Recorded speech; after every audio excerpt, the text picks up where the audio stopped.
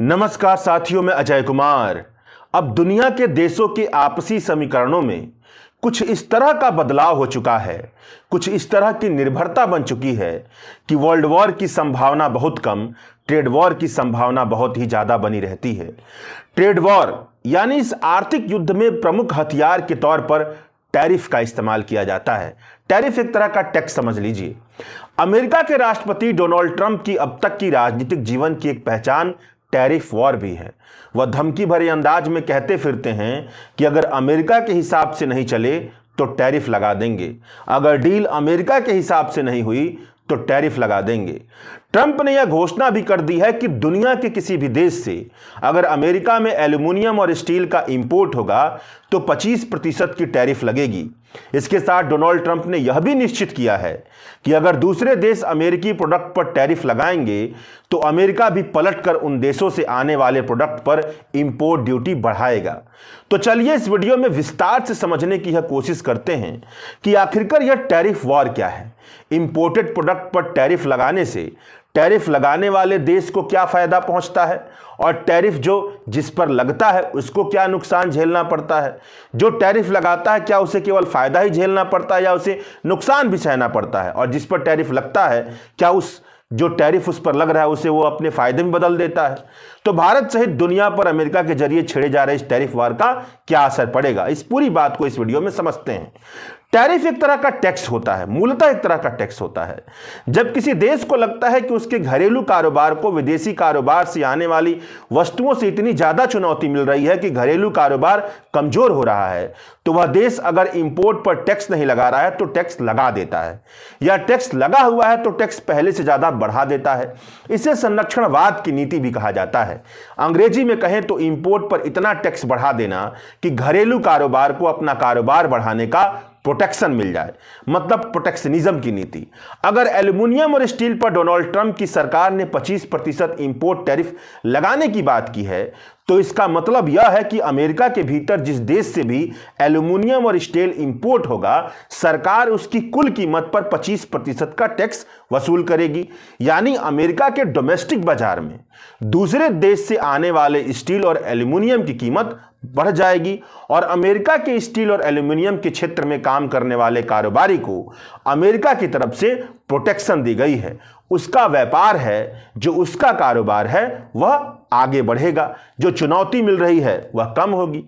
मगर असल सवाल यह है कि एक देश टैरिफ लगाने के लिए आगे क्यों बढ़ता है, और उसके बदले में जिस देश पर टैरिफ लगाया जाता है वह किस तरह की प्रतिक्रियाएं दे सकता है। तो चलिए एक उदाहरण से इस पूरे खेल को, इस पूरे जाल को और इस पूरे युद्ध को समझते हैं। मान लीजिए कि अमेरिका की एक कार बनाने वाली कंपनी $150 में कार बनाकर बेचती है, मगर चीन की एक कंपनी से अमेरिका में जो कार इंपोर्ट की जा रही है उसकी कीमत केवल $100 है। कीमतों के बीच इस अंतर का नतीजा यह निकलेगा कि अमेरिका में अमेरिकी कार के बजाय चीन की कार ज्यादा बिकेगी। अमेरिका के मैन्युफैक्चरर को नुकसान उठाना पड़ेगा। अमेरिका की कार इंडस्ट्री पर बहुत बुरा असर पड़ेगा। अमेरिका में कार मैन्युफैक्चर की दुनिया में काम करने वाले कर्मचारियों की सैलरी नहीं बढ़ेगी क्योंकि मुनाफा नहीं बढ़ रहा है। संभव है कि उनकी छटनी भी हो, बेरोजगारी की हालत पैदा होगी, और अंत में क्योंकि चीन का माल ज्यादा बिकेगा इसीलिए चीन के साथ ट्रेड डेफिसिट भी बढ़ेगा, जिसका असर अमेरिका के ग्लोबल ट्रेड डेफिसिट पर भी पड़ेगा, और वहां भी जो ग्लोबल ट्रेड डेफिसिट है अमेरिका का वह भी बढ़ेगा। तो ये आप समझ रहे हैं। इन सबसे निजात पाने के लिए अमेरिका की सरकार यह कदम उठा सकती है कि चीन से आने वाले कार के इंपोर्ट पर टैरिफ बढ़ा दे, यानी टैक्स बढ़ा दे, ताकि चीन की कार अमेरिका में अमेरिका की कार से सस्ती ना बेची जा सके, जिससे अमेरिका का कार मैन्युफैक्चरर को फायदा पहुंचे। यह भी संभव है कि अमेरिका की सरकार बहुत ज्यादा इंपोर्ट टैरिफ ना बढ़ाए, केवल यह भांपते हुए इंपोर्ट टैरिफ बढ़ाए कि चीन की कार बहुत ज्यादा बिक रही है तो कुछ प्रतिशत इंपोर्ट बढ़ा करके सरकार का जो रेवेन्यू है उसको भरा जाए। या यह भी संभव है कि अमेरिका की सरकार चीन पर यह दबाव डाले कि वह अपनी कंपनी अमेरिका में खोल ले ताकि अमेरिका के लोगों को रोजगार मिले, नहीं तो बहुत ही ज्यादा इंपोर्ट टैरिफ लगा दिया जाएगा। लेकिन यह बात तो केवल उसकी हो गई जो देश टैरिफ लगाता है या टैरिफ लगाने की धमकी देकर के आर्थिक दशाओं को, जो उसके प्रतिकूल चल रही हैं, जो उसके खिलाफ है, जो उसे अपनी तरफ मोड़ना चाहता है, वह इस तरह का कदम उठा सकता है। अब सवाल यह भी बनता है कि जिस देश पर टैरिफ लगाया जाता है, जैसे कि इस उदाहरण में अमेरिका चीन पर टैरिफ लगा रहा है, तो चीन की प्रतिक्रिया क्या हो सकती है, चीन का रिएक्शन क्या हो सकता है। चीन अपने देश में कार की कीमत इतनी ज्यादा कम कर सकता है कि अमेरिका में इंपोर्ट टैरिफ बढ़ाने के बावजूद भी चीन की कार अमेरिका में सस्ती बिके। इसके पीछे इरादा यह काम करता है कि भाई सस्ता माल बेच करके कार के पूरे बाजार पर कब्जा कर लिया जाए, और जब जो कंपटीटर है पूरी तरह से तबाह हो जाए, बर्बाद हो जाए और उस क्षेत्र को बाहर छोड़कर चला जाए, तो कीमतों को बढ़ा दिया जाए और फिर मार्केट में अपना फिर दबदबा बना लिया जाए, अपने नुकसान को मुनाफे में बदल दिया जाए। इसके अलावा चीन यह भी कर सकता है कि चीन अमेरिका में ही अपनी कार मैन्युफैक्चर की कंपनी खोल ले। अमेरिका भी यही चाहता है कि चीन को अगर कार अमेरिका में बेचनी है तो कार की फैक्ट्री अमेरिका में खोले, ताकि अमेरिकी लोगों को रोजगार मिले, वहां के लोगों को जो बेरोजगार हैं उनको रोजगार मिले, उनकी इंडस्ट्री बढ़ती रहे। मगर चीन इस तरह का कदम तो उठाएगा नहीं, क्योंकि चीन के मुकाबले अमेरिका में जो लेबर कॉस्ट है और भी ज़्यादा, जो कंपोनेंट कॉस्ट है वह ज़्यादा बढ़ा हुआ है। इसके अलावा और भी ज़्यादा जो कॉस्ट होती हैं, उनके चलते अमेरिका में अगर चीन कार बनाएगा तो उसकी कीमत बढ़ जाएगी। यानी यह कदम चीन नहीं उठा सकता है। इसके अलावा चीन उन देशों के जरिए कार की सप्लाई अमेरिका में कर सकता है जिन देशों के साथ अमेरिका का फ्री ट्रेड एग्रीमेंट है या अमेरिका इंपोर्ट पर बहुत कम टैक्स लेता है। अपने पहले टर्म में डोनाल्ड ट्रंप ने जब चीन पर टैरिफ लगाया था तो यही देखने को मिला, जब अमेरिका और चीन के बीच जो कारोबार है वह कम हुआ, लेकिन जो दूसरे देश थे वहां के साथ जो अमेरिका का कारोबार पहले कम था वह ज्यादा बढ़ गया, क्योंकि दूसरे देश के जरिए चीन अपना माल अमेरिका में सप्लाई करवा रहा था। इसके अलावा यह भी संभव है कि अगर चीन पर टैरिफ लगता है तो पलटकर चीन भी अमेरिका पर टैरिफ लगा दे। यह सारे ऐसे तरीके हैं जिसके जरिए जिस देश के माल पर, जिस देश की वस्तु पर, जिस देश के सामान पर, जिस देश की सेवा पर इंपोर्ट पर टैरिफ लगाई जाती है वह प्रतिक्रिया देता है। और यहां पर जो सबसे महत्वपूर्ण बात समझने वाली है वह यह भी है कि जब बिना कोई तिकड़म भिड़ाए अमेरिका के टैरिफ को चीन स्वीकार कर लेगा तो क्या हो सकता है। ऐसे में जो चीन की कार की कीमत अमेरिका में ज्यादा हो जाएगी।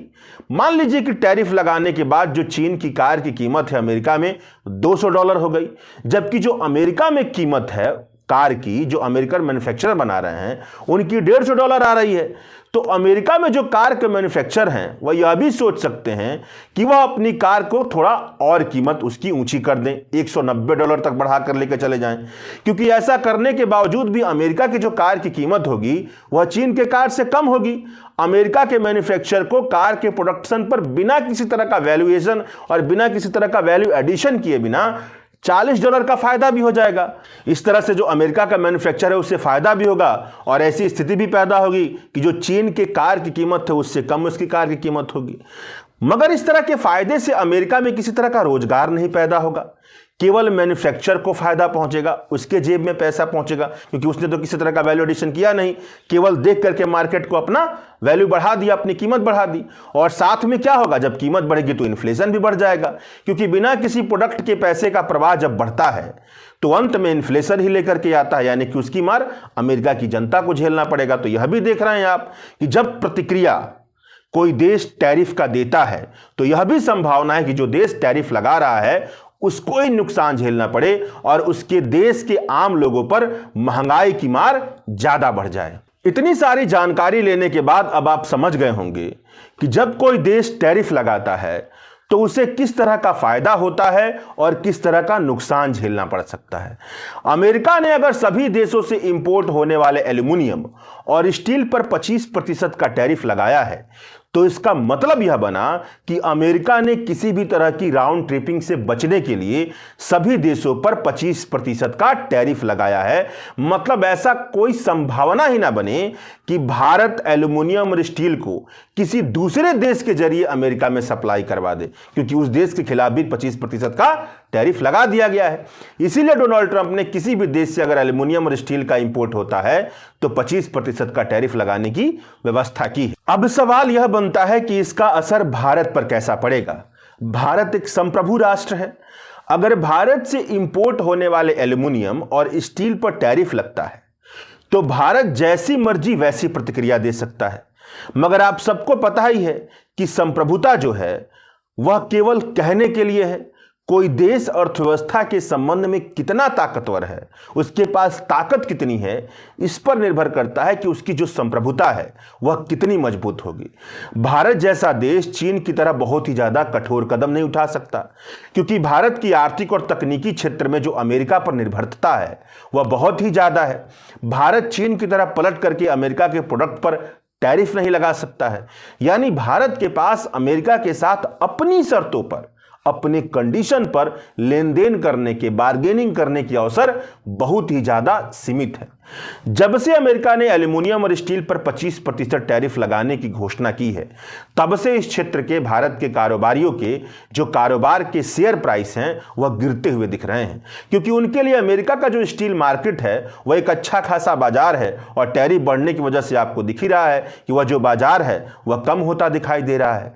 सरकार की तरफ से यह कहना है कि भारत ने पिछले साल 145 मिलियन टन स्टील का एक्सपोर्ट पूरी दुनिया भर में किया। इसमें से केवल 95,000 टन एक्सपोर्ट अमेरिका को किया गया। यानी अमेरिका को किया गया जो स्टील का एक्सपोर्ट है वह बहुत ही ज्यादा कम है। मतलब अगर अमेरिका स्टील पर टैरिफ लगाता है तो भारत पर बहुत ही ज्यादा असर नहीं पड़ेगा। मगर भारत की सरकार यह भी कह रही है कि जब अमेरिका ने दुनिया के हर देश के लिए स्टील पर टैरिफ लगा दिया है तो यह भी संभव है कि दुनिया के हर देश उसका जवाब दें, और यह भी संभव है कि किसी ना किसी वस्तु पर टैरिफ लगे और इस तरह से टैरिफ वॉर छिड़ेगा। और जब ऐसा होगा तो निश्चित तौर पर यह स्थिति भारत के लिए गंभीर साबित होगी। आंकड़े भी यही बता रहे हैं कि पिछले 12 महीने में भारत में स्टील का बहुत ज़्यादा इंपोर्ट हुआ है, जिसकी वजह से स्टील की कीमतें नीची हुई हैं। यानी भारत के पास स्टील की सप्लाई बहुत ज़्यादा है और उसके जो खरीदार हैं वह कम होते जा रहे हैं। यानी कि कीमतें जो नीचे थी और नीचे होती जा रही हैं, और यह अर्थव्यवस्था के लिए गंभीर स्थिति है, अर्थव्यवस्था को बुरे हालात में ले जाने वाली स्थिति है। अंत में चलते चलते इस पूरे मामले को आप इस तरह से समझिए कि अगर दुनिया के देश टैरिफ वॉर की लड़ाई में उतरते हैं, जैसे कि संभावना अमेरिका के राष्ट्रपति डोनाल्ड ट्रंप ने दे दी है एल्युमिनियम और स्टील पर टैरिफ लगा करके, तो सबसे ज्यादा नुकसान उन अर्थव्यवस्थाओं को झेलना पड़ेगा जिन अर्थव्यवस्थाओं का ग्लोबल ट्रेड डेफिसिट चल रहा है। मतलब जहां निर्यात से ज्यादा आयात होता है, एक्सपोर्ट से ज्यादा जहां पर इंपोर्ट होता है। ऐसी अर्थव्यवस्थाएं जब एक्सपोर्ट नहीं कर पाएंगी तो उनका फॉरेन रिजर्व पहले से कम होगा।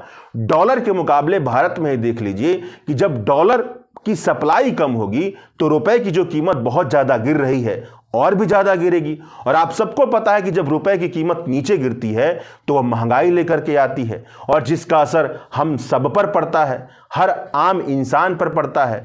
इस तरह से आप रोजगार क्षेत्र में भी देख लीजिए। अगर आज के ग्लोबलाइज्ड वक्त में भारत उन देशों में अपना सामान नहीं बेच पा रहा है जहां पर खरीदार मौजूद है, जिनकी जेब में पैसा है, तो इसका मतलब है कि जो भारत की कंपनियां मुनाफा कमा रही थी वह मुनाफे पर भी बुरा असर पड़ेगा। उनका माल नहीं बिकेगा, अंततः सैलरी कम होगी, छटनी होगी, बेरोजगारी का चक्र शुरू होगा।